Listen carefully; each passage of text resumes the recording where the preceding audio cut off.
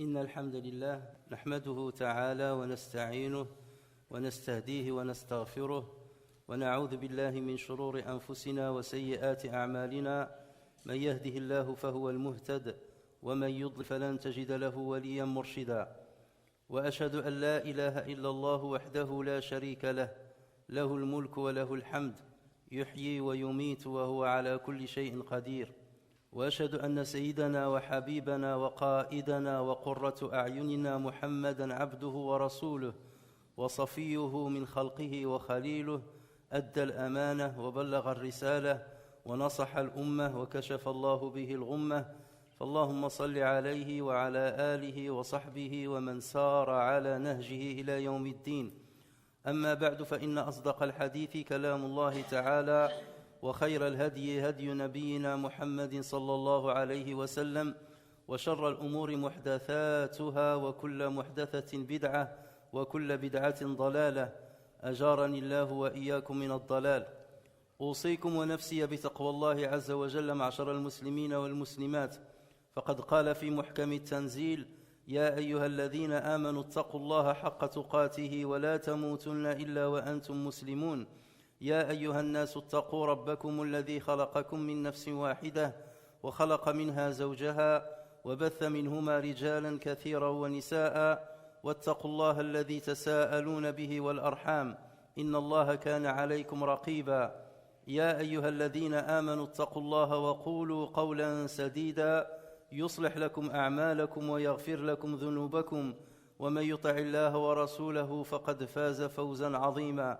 اللهم اجعلنا من الفائزين، واجعلنا بفضلك من ورثة النعيم. ثم أما بعد، معشر المسلمين والمسلمات، يعج القرآن الكريم بآيات يذكر الله عز وجل فيهن دلائل وجوده ودلائل قدرته ودلائل حكمته ودلائل جميل صنعه. ويأمر الله عز وجل فيها في هذه الآيات أن يستعمل عباده فكرهم وعقلهم ونظرهم في تلكم الآيات حتى يعتبروا بها ويستخدمونها لتعزيز إيمانهم وتزكية أنفسهم. ومن بين تلكم الآيات خلقه عز وجل لأمم من الحيوانات التي تدب على وجه الأرض أو تطير في السماء. فمرة يذكر الله عز وجل خصائصها على وجه الإجمال بما يعلمه الناس باستعمال النظر البسيط، ومرة يذكر الله عز وجل التفاصيل التي تحتاج إلى علم دقيق وتحتاج إلى أبحاث متراكمة من ذوي الاختصاص حتى تكتشف. فحين يتكلم الله تبارك وتعالى مثلا عن الأنعام في سورة النحل، نأخذ ذلك كمثال. يقول الله تبارك وتعالى: والأنعام خلقها لكم فيها دفء ومنافع ومنها تأكلون ولكم فيها جمال حين تريحون وحين تسرحون وتحمل أثقالكم إلى بلد لم تكونوا بالغيه إلا بشق الأنفس إن ربكم لرؤوف رحيم. فذكر هنا خصائص للأنعام على وجه العموم مما يفهمه كل الناس وينظر إليه كل الناس. ولكن في نفس السورة يرجع الله عز وجل إلى الأنعام مرة أخرى في الآية 66، فيقول الله تبارك وتعالى: وإن لكم في الأنعام لعبرة نسقيكم مما في بطونه من بين فرث ودم لبنا خالصا سائغا للشاربين. هذه الآية معشر المسلمين والمسلمات فيها تفاصيل دقيقة ما كان لمحمد صلى الله عليه وسلم وما كان لأحد من قبله أو في جيله في عصره أن يعلم بها لولا أن أطلعه الله عز وجل عليها. لقد أدرك البشر منذ زمن بعيد العلاقة الوطيدة بين إدرار اللبن وما يتناوله الحيوان من غذاء، ولكنهم لم يعرفوا العملية المعقدة التي يتم بها تحول الغذاء إلى لبن. ولكن مع التطور العلمي الذي عاشته البشرية خاصة في القرون الأخيرة بل في العقود الأخيرة، توصل العلماء المختصون الباحثون إلى اكتشاف مراحل تكوين اللبن في بطون الأنعام بعد اكتشاف أسرار الجهاز الهضمي ومعرفة وظائف أعضائه، وبعد اكتشاف الدورة الدموية من علاقتها بعملية امتصاص المواد الغذائية من الأمعاء ودخولها في الدم. وهذه الاكتشافات معشر المسلمين والمسلمات تطابق تماما ما أخبرنا به القرآن الكريم من أسرار تكوين اللبن في بطون الأنعام في كلمات قليلة جدا. وهذا ما يصدق قول الله تبارك وتعالى في القرآن الكريم: سنريهم آياتنا في الآفاق وفي أنفسهم حتى يتبين لهم أنه الحق أولم يكف بربك أنه على كل شيء شهيد. Chers frères et sœurs, le Saint-Coran abonde avec des passages, avec des versets dans lesquels Allah Azza wa Jal parle de plusieurs signes qui font paraître sa gloire, qui font paraître sa sagesse, qui font paraître la beauté de sa création. Des signes qui sont censés pousser les gens qui détiennent un bon raisonnement, des gens qui sont doués d'intelligence, de découvrir la grandeur d'Allah tabaraka wa ta'ala et de découvrir que ce monde-là n'était pas le fruit d'un hasard, mais c'était bel et bien la production de quelqu'un qui a décidé auparavant comment il va être dans ses moindres détails. Et parmi ces versets-là, qui parlent des signes de la grandeur d'Allah Azza wa Jal, il y a des versets qui vont parler des animaux qu'Allah Azza wa Jal a créés, si bien que même certains sourates ont été intitulés par le nom de ces animaux, comme Surat Al-Ankabut, Surat Al-An'am, Surat Al-Nahl, et ainsi de suite, Surat Al-Naml, et ainsi de suite. Sauf que nous allons remarquer que parfois, Allah Azza wa Jal, lorsqu'il va parler des animaux et de certains de leurs signes, il va en parler d'une manière générale, d'une manière qui est assimilée par monsieur tout le monde, par n'importe quel être humain, à travers sa réflexion, à travers sa propre vision, il peut voir ces signes-là. Il ne lui manque que de poser les bonnes questions et de trouver les bonnes réponses pour savoir que c'est Allah Azza wa Jal qui a établi une harmonie et un ordre dans la création de ces animaux qui sont des communautés comme nous le sommes.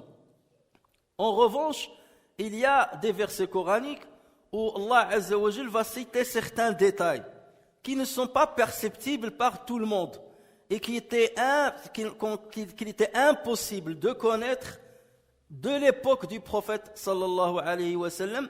Et ces versets-là ont été mis dans le Coran pour que lorsque l'humanité avance dans ses découvertes, avance dans son exploit scientifique, elle va découvrir le sens de ces versets. Autrement dit, le prophète sallallahu alayhi wa sallam lui-même, ainsi que les compagnons, ayant entendu ces versets-là, ils ne connaissaient pas les détails qui vont dans ces versets-là, les moindres détails. Il a fallu attendre d'autres générations, une avancée spectaculaire au niveau scientifique pour déterminer la réalité de ces détails. Et c'est pour cela que même lorsqu'on lit les exégèses, les différentes exégèses de ces versets-là, on va se rendre compte qu'on va seulement se focaliser sur la signification terminologique, sur le sens étymologique des termes, mais on ne va pas s'approfondir dans la réalité de ces termes-là. Pourquoi ? Parce qu'on n'a pas des éléments scientifiques à travers l'expérimentation, à travers les sciences expérimentales, pour découvrir la réalité de ces termes-là. Et c'est pour cela qu'Allah Azza wa Jal a mis ces termes-là, pour que plus tard l'humanité les découvre et qu'elle se rende compte que ce Coran-là a bel et bien été révélé par Allah Azza wa Jal, et il n'a pas été forgé par un simple homme appartenant à 14 siècles plus tôt qu'aujourd'hui.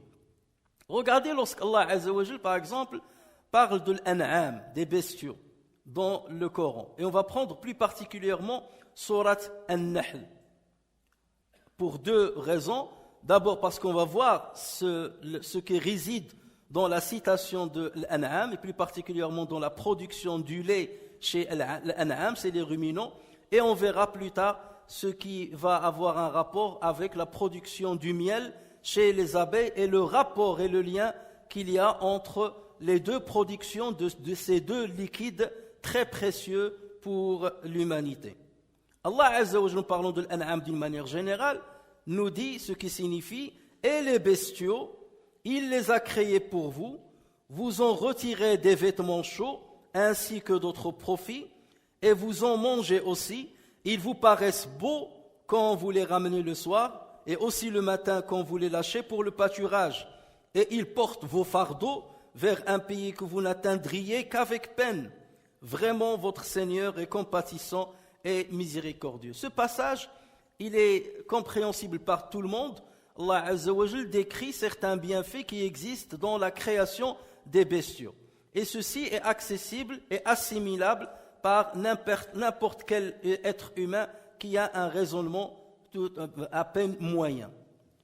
Mais Allah Azza wa Jal, dans la même sourate An-Nahl, il va revenir plus tard, dans le verset 66, Al-An'am, aux bestiaux. Mais cette fois-ci, pour faire un petit signe. Mais ce signe-là ne sera pas perceptible par le prophète sallallahu alayhi wa sallam ou les premières communautés musulmanes. Il va être perceptible beaucoup plus tard lorsque la science va avancer. Ainsi, Allah Azza wa Jal dit « Wa inna lakum fil an'ami la'ibra » Il y a certes un enseignement pour vous dans les bestiaux. Et l'enseignement et l'ibra, ce n'est pas la bonne traduction parce qu'il y a des termes arabes pour lesquels on ne trouve pas une bonne traduction. Il faut les expliquer par de longues phrases. Nusqikum mimma fi butunihi min bayni farthin wa damin labanan khalisan sa'iran lish-sharibin. Nous vous abreuvons de ce qui est dans leur ventre, dans le ventre de ces bestiaux. Et regardez ici, la traduction ne permet pas de voir une petite nuance. Allah Azza wa Jalla en arabe, il dit Nusqikum mimma fi butunihi. Et le ha ici, il n'a pas dit butuniha, comme il le dit dans une autre sourate, dans sourate al-Mu'minun. Mimma fi butunihi. Alors que l'an'am, c'est un nom féminin. Théoriquement, on devait s'attendre à ce qu'ils disent mimma fi butuniha, comme il l'a fait dans une autre sourate. Mais ici, il a préféré utiliser un pronom qui revient au masculin. Et il y a un secret en ceci qu'on verra plus tard. Nusqikum mimma fi butunihi. Donc nous vous abreuvons de ce qui est dans leur ventre, un produit de mélange. Alors ici, la traduction elle est mauvaise forcément, du mélange des excréments intestinaux, parce que le terme al-farth, min bayni farthin, al-farth n'a pas d'équivalent en français ou dans une autre langue. Al-farth, c'est ce que les animaux mangent, donc le fourrage qu'ils ont mangé et qui a subi une digestion.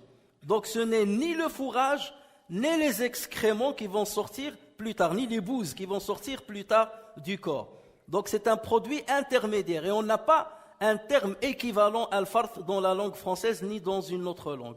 Et ça c'est un détail très très important, parce qu'Allah Azza wa Jal fait référence à un détail qui ne peut être connu que par des spécialistes à travers des recherches très très avancées, comme c'est le cas aujourd'hui. Nous vous abreuvons de ce qui est dans leur ventre, un produit de mélange des excréments intestinaux et du sang.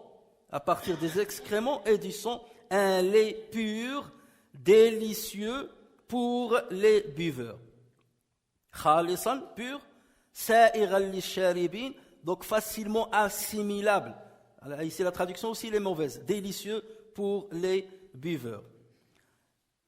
Donc ce verset-là, il regorge par certains secrets. Déjà le terme al-farth, et on verra sa signification. Et comment se fait-il que le lait va sortir, va se produire à partir des excréments qui sont dans les intestins et à partir du sang qui circule dans le corps? C'est ce que les recherches scientifiques ont découvert il n'y a pas plus tard que quelques décennies. Et ceci prouve ce qu'Allah Azza wa Jal nous dit dans le Coran lorsqu'il nous informe qu'il va mettre dans le Coran certains signes qui ne peuvent être détectés et assimilés que par des générations futures qui vont venir après, beaucoup plus tard que le prophète Mohammed sallallahu alayhi wa sallam. En ceci, Allah Azza wa Jal dit: nous leur montrerons nos signes dans l'univers et en eux-mêmes jusqu'à ce qu'il leur devienne évident que c'est ce Coran-là la vérité. Ne suffit-il pas que ton Seigneur soit témoin de toutes choses? نبدأ بتفسير هذه الآية. وإن لكم في الأنعام لعبرة. يقول الراغب الأصفهاني في كتابه المفردات في غريب القرآن: العبرة هي مادة من العين والباء والراء من عبر، وتعني العبور والانتقال. حين تعبر من دولة إلى أخرى عبر البحر نتكلم عن قضية العبور، هي أنك تنتقل من جهة إلى أخرى. فيكون مفهوم الآية أن بمقدوركم يا معشر البشر أن تصلوا إلى معرفة الله ومعرفة حكمة خلقه من خلال ملاحظة أسرار وعجائب الأنعام، وبالخصوص وبالضبط من خلال معرفة كيف يتكون اللبن في بطون الأنعام. نسقيكم مما في بطونه من بين فرث ودم لبنا خالصا سائغا للشاربين. الفرث أيها الإخوة الكرام هو العشب أو العلف المهضوم، يعني قبل حين تأكله يسمى عشبا، حين يخرج مع الفضلات يسمى روثا، ولكن في الحالة الوسطى بين هاتين الجهتين يسمى فرثا. وهذا كلام دقيق عند الله عز وجل. وعند العرب كذلك يسمى بالسرجين الكرش. الكرش يعني نقول نحن الكرشة تسمى بالكرش أو الكرش، فيسمى بالسرجين الكرش. إذن هنا استعمل الله عز وجل لفظا معينا دقيقا لنعتي يعني مرحلة من مراحل هضم العلف حتى قبل أن يخرج مع الفضلات. والكرش أو الكرش هي معدة الحيوان ذي الظلف كالحصان والحمير إلى غير ذلك، أو الحيوان المجتر تسمى بالفرنسية الرومينو، المجتر الذي يجتر الأكل من معدته حتى يمضغه مرة ومرات أخرى. كلنا يعلم أيها الإخوة الكرام أن الفرث له رائحة كريهة. حين يذبح الواحد منا عجلا أو بقرة أو خروفا ويفتح كرشه يعني يجد رائحة كريهة جدا. فالفرث معروف بهذه الرائحة التي لا يطاق شمها. والدم نعلم كذلك أن لونه لون أحمر داكن. فالفرث والدم كلاهما من المستقذرات التي تعافها الطبيعة البشرية السليمة. يعني قل أن تجد أناسا يأكلون فرث الأنعام. كاين شي واحد عمركم شفتوا تيحل كرش الأنعام وياخذ ذاك الرفث وياكله؟ لا، نرمي به. وقل من يشرب الدم. الناس اللي عندهم طبيعة بشرية عفيفة وطبيعة بشرية سليمة يعافون شرب الدم. إذن هنا الله عز وجل يتكلم عن مكونين للحليب كلاهما مستقذر. الرفث مستقذر والدم كذلك مستقذر، ولكن الله عز وجل يخرج منهما ما هو سائغ ومستلذ للشرب عند البشر. العقل البشري أيها الإخوة الكرام قديما لا يمكن أن يصدق هذه المعلومة. قديما على عهد الرسول صلى الله عليه وسلم أنك تقول بأن اللبن يستخرج يأتي من الرف ومن الدم، هذا أمر لا يعقل.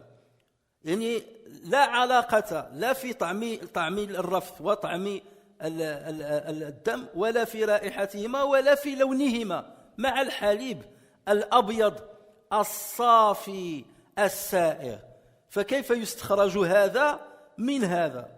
هنا تكمن قدرة الله عز وجل وقدرة الخالق، ولا يمكن أن نقول بأن الصدفة هي التي أحدثت هذه العمليات في هذا الكون الذي نعيش فيه. فحتى نفهم مغزى كلام الله عز وجل لا بد وأن نجيب عن سؤال: كيف يتكون اللبن؟ الحليب، أنا تسميه الحليب، كيف يتكون اللبن؟ ومن أجل ذلك لا بد أن نخوض في بعض التفاصيل، يعني سوف نكون بين التلخيص المخل والبسط الممل. إذا لخصنا الأمور بكثرة سوف لا نفهم شيئا ولن نرى مكمون إعجاز القرآن الكريم في هذه الآية. وإذا طولنا دخلنا في حيثيات لا يمكن أن يفهمها إلا الأخصائيون والباحثون العلميون في هذا المجال. فسنحاول من باب الثقافة الإسلامية العامة حتى نفهم كلام الله عز وجل أن ندخل في بعض التفاصيل التي قد تكون ثقيلة على البعض منا، ولكن تكون مستساغة عند كثير من المثقفين من بين المسلمين. يتم تكوين اللبن في الأنعام بالتنسيق المحكم بين الجهاز الهضمي والجهاز الدموي الدوري والجهاز التناسلي، ثلاثة أجهزة تتعاون في يعني تكوين اللبن: الجهاز الهضمي والجهاز الدموي والجهاز التناسلي. ويمكن أن نلخص ذلك في 3 مراحل، نذكر 2 منها في هذه الجمعة ونترك البقية للجمعة الأخرى. أول عملية ما يسمى بالهضم، هنالك هضم يعني الهضم الأول في هذه العملية هو الهضم في الكرش التي تحول العلف إلى فرث. العلف كيف يعني يستحيل أو يحال إلى أن يصبح فرثا. تتم هذه العملية عبر 3 أشكال من الهضم. هنالك الهضم الحركي والهضم الكيماوي والهضم البكتيري.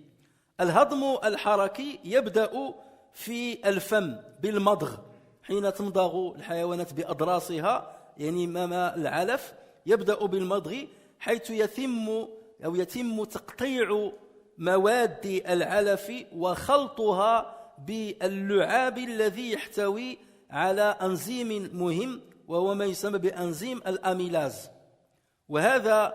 هكذا تبدأ العملية الأولى: هضم حركي يعني بالمضغ، وفي نفس الوقت هضم يعني كيماوي بهذه الأنزيم.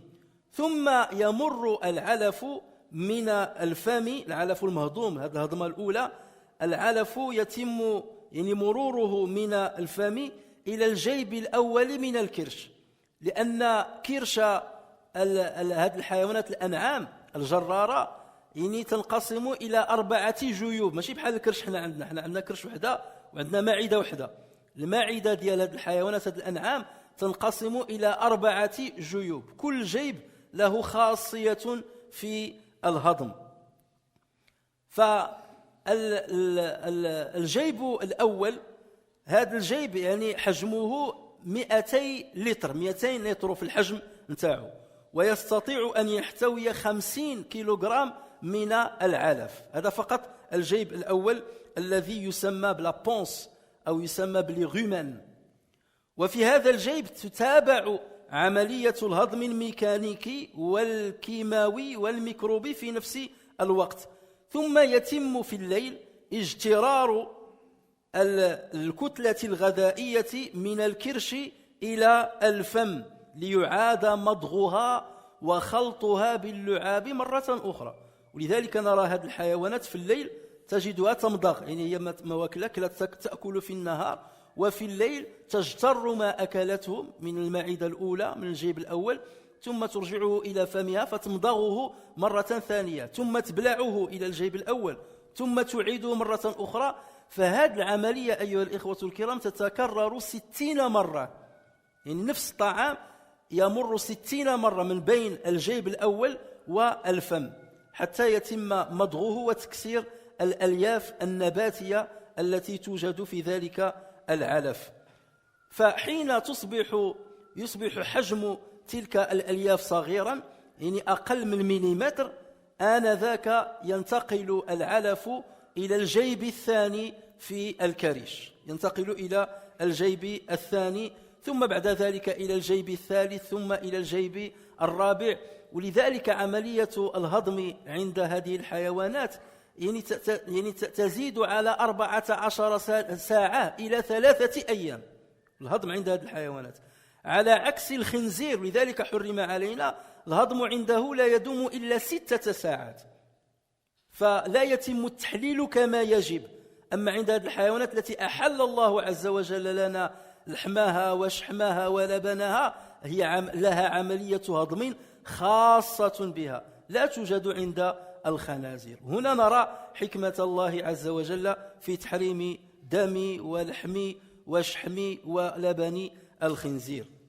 وهكذا يمر العلف المهضوم إلى الجيب الثاني، ثم الثالث، ثم الرابع، وفي كل جيب تتابع عملية الهضم الكيماوي والبكتيريا، لأن الملايير من البكتيريا والشامبينيون التي توجد داخل هذه الجيوب، فتتم عملية الهضم بهذه الطرق الثلاث.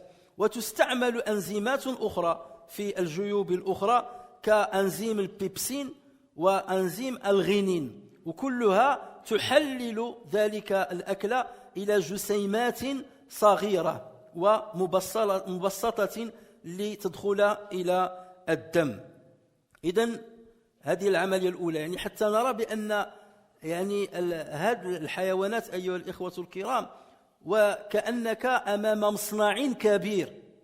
حنا دابا مصنع تتلقى فيه تعليب الحليب، باش يعلبوا الحليب ويديروا في كرتونات، تتوجد المصنع فيه مئات المترات المكعبة أو المربعة والمكعبة كاع.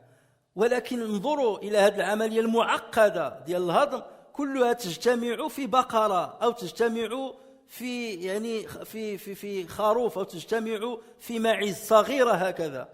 يعني أمر لا يمكن أن يعقل. الإنسان حتى يوصل لهذه الدرجة هذا خصو واحد مدينة كلها معمل حجمه حجم مدينة كلها حتى يقوم بهذه العمليات. والآن نذكر لكم فقط التلخيصات المبسطة جدا، ولا أدخل في التفاصيل التي هي يعني لا تستساغ إلا من أهل الاختصاص.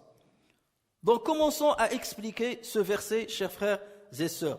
Allah Azza wa Jalla dit wa inna lakum fil an'ami la ibra. Il y a certes pour vous un enseignement dans les bestiaux. Al-ibra, le mot al-ibra dans la langue arabe, comme Raghib al-Asfahani dit dans son livre Mufradat al-Mufradat, il dit al-ibra, il vient de l'ubour. Ou l'ubour, ça veut dire le transit. Ou bien, ça veut dire la traversée. Lorsque vous traversez, par exemple, le continent européen au continent africain, vous passez par la mer, on parle de l'ubour. Donc c'est de cette racine-là que vient le mot al-ibra. Ça veut dire qu'en connaissant les secrets de ce que je vais vous dicter dans ce verset-là, il y a pour vous un moyen de traverser de l'ignorance vers la connaissance. D'un état initial vers un état final. L'état initial, c'est la méconnaissance. Vous êtes méconnaissant de certaines choses. Ou bien c'est la non-croyance. Vous ne croyez pas en Allah Azza wa Jal.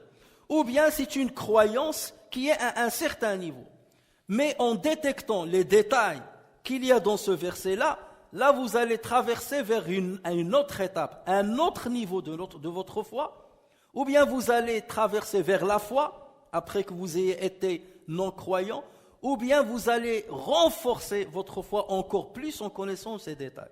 Donc lorsqu'Allah Azza wa Jal cite le mot al-ibra dans le Coran, Ça veut dire que ce qu'il va citer dans le verset où il y a ce terme-là, il y a des secrets que vous devez chercher. Et des secrets très très importants. Pas accessibles, pas tout le monde. Donc vous voyez que la signification de ce terme-là ne correspond pas à la traduction, un enseignement. Un enseignement, c'est quelque chose, voilà, tu as un enseignement sur une chose. Mais l'ibra, ça veut dire une traversée, une élévation au niveau de votre foi, votre connaissance d'Allah Azza wa Jal, de la grandeur d'Allah Azza wa Jal, de la sagesse d'Allah Azza wa Jal, et de la grandeur, bien entendu, de sa création.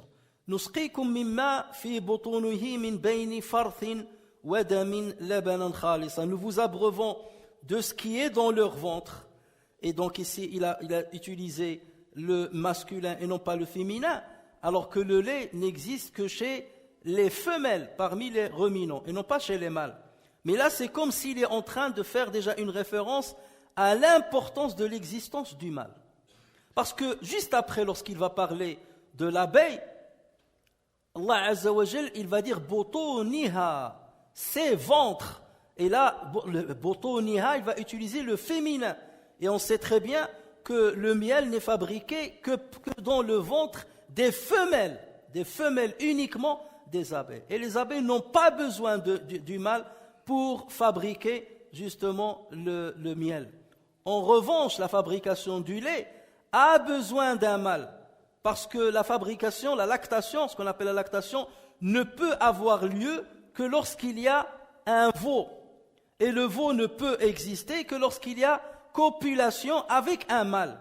Et voilà pourquoi, voilà le secret pour lequel Allah Azza wa Jal, ici, il a utilisé fi botonihi, mimma fi botonihi, et il a utilisé le masculin dans le pronom, et il n'a pas dit fi botoniha. Bien que l'an'am, les bestiaux, en langue arabe, l'an'am c'est féminin. Normalement, il devait dire botoniha. Et c'est ce qu'il a dit d'ailleurs dans un autre verset, pour que personne ne dise le Coran s'est trompé. Non. Là, ce à quoi vous avez réfléchi, je vais le mettre dans ce verset. Mais ici, je vais utiliser le masculin parce qu'il y a un secret. C'est à vous d'aller le chercher. Donc, c'est le fait de l'obligation de l'existence d'un veau. Et le veau nécessite la copulation de la femelle avec un mâle. Ce qui ne sera pas le cas. Et ça va nous donner encore plus de leçons pour l'histoire du miel chez les femelles des abeilles. Le verset qui va venir juste après. Alors, le raf, donc comme j'ai dit, le raf qu'a utilisé le Coran ici, c'est l'état intermédiaire entre le fourrage et les excréments. C'est un état intermédiaire, c'est un fourrage qui a subi une digestion. Donc là, Azza wa Jalla, c'est comme s'il attire notre attention sur l'importance d'une digestion qui va transformer ce fourrage qui est non assimilable par l'être humain. Parce que si c'était facile, si c'était assimilable, nous n'avons qu'à manger directement les herbes. Voilà, vous coupez les herbes comme les vaches et nous devons brouter les herbes comme font les vaches. Mais non, il y a toute une transformation mécanique, chimique, bactérienne qui va s'opérer avant que nous puissions profiter du lait de ces ruminants. Ce qu'il faut savoir, c'est que Allah Azza wa Jalla nous dit que ce lait-là va être créé ou produit à partir des excréments qui sont dans le ventre et du sang. Or, nous savons que ces deux produits-là sont des produits quelque part qui présentent une aversion pour quelqu'un qui souhaiterait, on ne sait jamais, les consommer. Nous n'avons jamais vu quelqu'un ouvrir une vache ou un mouton, ouvrir sa panse et manger ce qu'il y a dedans. Parce que c'est abominable, c'est répulsant, c'est répugnant, de par l'odeur déjà qui est nauséabonde. Et il en est de même pour le sang. À part quelques êtres humains qui boivent le sang, quelqu'un qui est normalement constitué et qui a une fitra équilibrée, normalement, il n'aimerait pas boire le sang ou consommer le sang. Donc Allah Azza wa Jal fait référence à deux éléments qui sont quelque part des souillures, al-raf et le sang. Et c'est pour ça qu'il a cité al-raf et il n'a pas cité le fourrage, parce que le fourrage, à la base, n'est pas une souillure. Mais al-raf va se transformer en une souillure, parce qu'il va y avoir une fermentation, une grande transformation dans le fourrage. Donc entre ces deux éléments, qui ont des odeurs nauséabondes, qui ont un goût répugnant, répulsant, qui ont des couleurs, soit rouge vif, soit une couleur marron et une couleur... Une grande différence entre ces deux éléments initiaux et le lait qui est blanc, limpide, qui a un bon goût et facilement comestible par les êtres humains. Regardez d'où vous partez et vers où vous venez. Déjà, dire à l'époque du prophète sallallahu alayhi wa sallam, que le lait va venir des excréments, a dit déjà un esprit humain ne pourrait jamais penser à cela. Mais la science a découvert que justement, c'est de cet excrément-là qu'il y a justement une filtration de certains éléments qui vont aller directement vers le pis de la vache, si on parle de la vache, le pis de la femelle du ruminant, pour fabriquer le lait et sans passer par le transit intestinal normal, par l'intestin grêle. Parce que la majorité de toute notre nourriture, il passe par l'estomac, ensuite l'intestin grêle, il y a une filtration et ainsi de suite. Mais là, lorsqu'il s'agit du lait, il y a d'abord une assimilation de certains éléments dont je vais parler directement de l'estomac avant d'arriver à l'intestin grêle et directement ça va aller vers les glandes mammaires pour fabriquer le lait. Chose que le prophète sallallahu alayhi wa sallam ne pouvait pas jamais imaginer à son époque.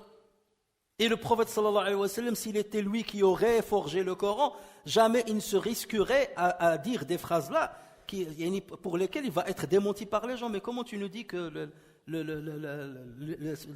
excréments donnent le lait? Il va être démenti sur ça. Mais Allah Azza wa Jal, il l'a fait, ce verset-là, il nous l'a mis, parce qu'avec les éléments scientifiques que nous avons, nous allons mieux comprendre le secret, le sens de ces paroles divines, de ces paroles coraniques. Donc pour ce faire, il faut comprendre certains détails. Sauf que si on parle d'une manière récapitulative, un grand résumé, ce résumé va être défaillant. Et si on s'étale trop, donc l'étalement va être ennuyeux. Donc on doit être entre la défaillance et l'ennui. Donc on est obligé de donner quelques détails qui peuvent paraître très compliqués pour certaines personnes, mais on est obligé de les connaître pour comprendre le sens de ce que dit Allah Azza wa Jal dans ce verset. Ce qu'il faut savoir, c'est que la fabrication du lait, la production du lait dans le système des ruminants, il sollicite la collaboration de trois systèmes. Il y a le système digestif, le système sanguin et le système reproductif. Donc il y a une grande coopération entre ces trois grands systèmes du corps des ruminants. Commençons ceci par plusieurs étapes. On va parler de la première et la deuxième étape aujourd'hui et on laissera le reste pour la prochaine fois, Inch'Allah. Donc la première étape, c'est l'opération de la digestion qui s'opère dans le ventre des ruminants. Et cette digestion qui va transformer le forage ou bien l'herbe en rafth, dont on n'a pas de traduction. On va dire les excréments des intestins. On va les appeler comme ça, les excréments des intestins. Cette opération-là, c'est la première opération. Cette opération va passer par trois stades qui se font simultanément. Il y a la digestion mécanique, il y a la digestion chimique et il y a la digestion bactérienne. La digestion mécanique, c'est lorsque l'animal commence à mastiquer avec ses molaires. Donc il mastique l'herbe ou le fourrage, il le mastique, donc c'est une digestion mécanique qui va couper l'herbe ou le fourrage en petits morceaux. Et en même temps, ce fourrage-là va être imbibé par la salive qui vont sécréter les glandes salivaires qui se trouvent au niveau de la tête de l'animal. Et dans cette salive, il y a une enzyme qu'on appelle l'amylase, ça se trouve même chez l'être humain, qui va commencer déjà à dégrader certains constituants de ce fourrage. Ensuite, ce qui a été mastiqué va passer dans une première poche. Parce que ce qu'il faut savoir, c'est que l'estomac des ruminants est un estomac composé de 4 poches. Nous avons qu'un seul estomac. Les ruminants, ils ont 4 estomacs, ce qui ne se trouve pas, par exemple, chez le sanglier ou bien chez le porc. Et il faut savoir que l'opération de la digestion chez les ruminants, elle va de 14 heures jusqu'à 3 jours. Alors que l'opération de digestion chez les porcidés, et elle ne dure que 6 heures. Ce qui montre qu'on est dans deux cas de figure diamétralement opposés. Ce n'est pas pour rien que la chair des porcs et des sangliers nous a été interdite. Parce que ces animaux n'opèrent pas leur digestion comme c'est le cas chez les ruminants. Et la filtration et le mécanisme de digestion et le métabolisme qui va se trouver même dans les cellules n'est pas pareil entre les porcidés et les ruminants. Si bien que chez les ruminants, il y a une bonne filtration, ce qui fait que même lorsqu'on consomme leur chair, on consomme une chair qui est saine. En revanche, pour l'autre animal, cette chair n'est pas saine parce que la digestion ne va pas très loin.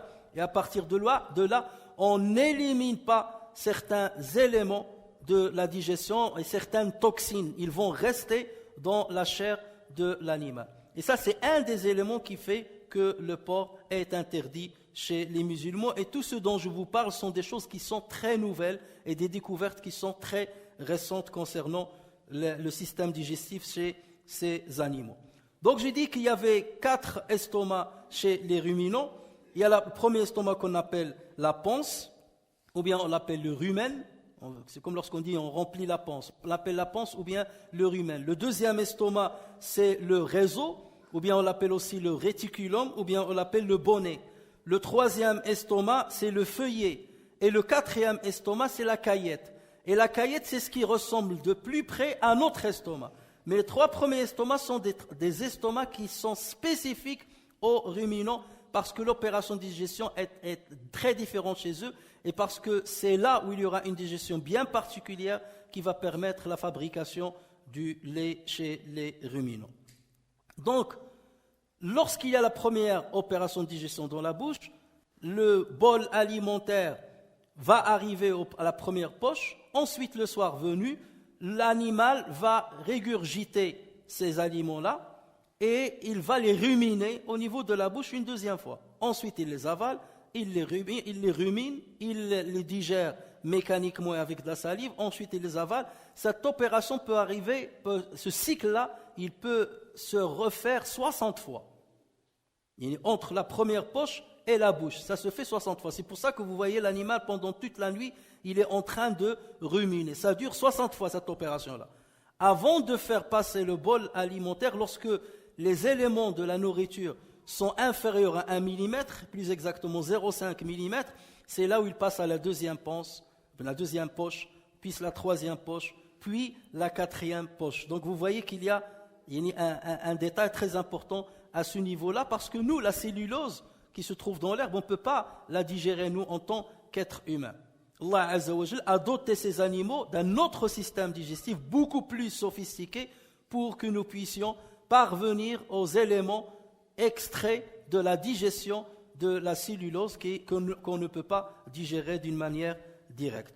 Donc vous voyez bien que déjà on commence par une opération très délicate et jusque-là on n'est pas encore passé au rapport entre al-farth, ces excréments de l'intestin ou bien de l'estomac, et le lait que Allah Azza wa Jal va produire dans les glandes mammaires de cet animal.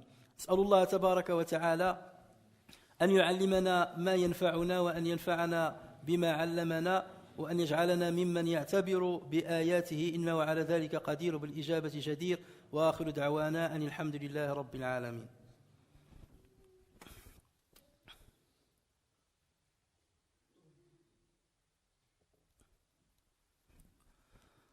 الحمد لله والصلاة والسلام على رسول الله وعلى آله وصحبه ومن والاه. تكلمنا عن العملية الأولى التي يتم فيها هضم العلف حتى يتحول إلى فرث يكون في أول الأمر فرثا صلبا ثم يصبح فرثا رائقا ثم ننتقل إلى المرحلة الثانية وهذه المرحلة هي ما يمكن أن نسميها بعملية استخلاص الأحماض الدهنية من بين الفرث يعني استخراج أحماض دهنية من الفرث واستعمالها في اللبن التي سوف تدخل في استخلاص اللبن حيث يحدث تخمر وتغيير في تركيب الفرث من جراء عمل البكتيريا الموجودة في الكرش والتي تحلل مكون السيلولوز والمواد السكرية المتواجدة في العلف مما يؤدي إلى إنتاج ثلاثة أحماض دهنية وهي حمض الحليك وحمض البيوتيريك وحمض البروبيونيك. هذه ثلاث أحماض يعني عملية الهضم يعني تكون هذه الأحماض الثلاثة. حامض الخليك الذي تسمى بالأسيد أسيتيك حمض البيوتيريك وحمض بيوبيونيك. الشعيرات الدموية التي توجد في الكرش، هذه الشعيرات يعني شعيرات صغيرة التي يكون فيها الدم يعني يسير فيها الدم. الشعيرات الصغيرة التي توجد في الكرش تمتص هذه الأحماض الثلاثة ودون أن تصل إلى القناة الهضمية إلى الأمعاء. إذن هذا هو الفرق بين المواد الأخرى أو الهضم عند الحيوانات الأخرى أو عند الذكور من هذه الحيوانات. يعني هذه الأحماض الثلاثة تستخلص عند الأنثى فقط، والأنثى التي يكون لها يعني صغير تكون ولدت، وهذا بتأثير مادة سنتكلم عنها فيما بعد. إذن هنا هذه العملية هذه تكون خاصة بالحيوانات التي تكون اللبن وتكون خاصة بالإناث. فهذه الشعيرات الدموية تمتص هذه الأحماض الثلاثة ثم بعد ذلك تسير بها مباشرة إلى الغدد اللبنية التي توجد في الضرع. نعرف الضرع ديال البقرة أو الضرع ديال الخروفة، هذا الضرع هذا يعني فيه غدد هي التي تصنع اللبن، تأتي هذه الحوامض الثلاث مباشرة دون أن تمر عبر الأمعاء الصغيرة والرقيقة. ومن هنا نبدأ فهم مغزى قول الله تبارك وتعالى نسقيكم مما في بطونه. احنا مازالين في البطن ما دخلناش للأمعاء. نسقيكم مما في بطونه من بين فرث ودم لبنا خالصا سائغا للشاربين. أما ما تبقى من الفرث وهو معظم الفرث فإنه يتابع مسيره في الأمعاء، إن يخرج من الكرش ويدخل في الأمعاء، هذا تكمل المسير نتاعو، يدخل إلى الأمعاء كما يحصل عندنا وعند باقي الحيوانات. يدخل إلى الأمعاء الدقيقة التي تسمى الانتستان غريل، إلى الأمعاء الدقيقة لتتابع عملية الهضم، وذلك عبر أنزيمات أخرى هاضمة وإفرازات البنكرياس وإفرازات العصارة الصفراء احنا تقول المرارة التي توجد في الكبد. وبهذا يتم تحليل الأطعمة المعقدة إلى جزئيات بسيطة، فتتحول السكريات المعقدة إلى سكريات بسيطة كالجلوكوز، وتتحول الدهون إلى أحماض دهنية لزاسيد غرا، وتتحول البروتينات إلى أحماض أمينية وإلى بيبتيدات لزاسيد أميني إلى بيبتيد. أما الفيتامينات والأملاح والماء فلا تحتاج إلى هضم قبل امتصاصها. ثم تقوم ما يسمى بالخملات في الأمعاء، هذا الميكروفيلوزيتي انتستينال، هذه الخملات التي توجد في الأمعاء تمتص هذه المواد المحللة بعدة طرق ولا أدخل في التفاصيل، فتصل إلى داخل الأوعية الدموية الصغيرة ومنها إلى الأوعية الدموية الأكبر قبل أن تدخل في تيار الدورة الدموية الكبرى، تدخل في الدورة الدموية كما يحصل عند الجميع. عاد من بعد تأتي الغدد اللبنية لتستخلص ما تحتاجه إلى إكمال اللبن. Donc, chers frères et sœurs, à ce stade-là, on passe, donc on a parlé du premier stade, on passe à un deuxième stade qu'on peut intituler le stade de l'absorption des acides gras.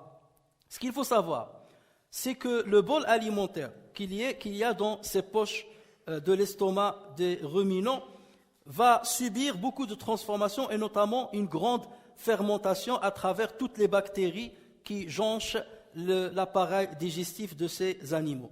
Et c'est comme ça que va commencer la digestion de la cellulose qui se trouve dans les herbes, ainsi que les produits sucrés.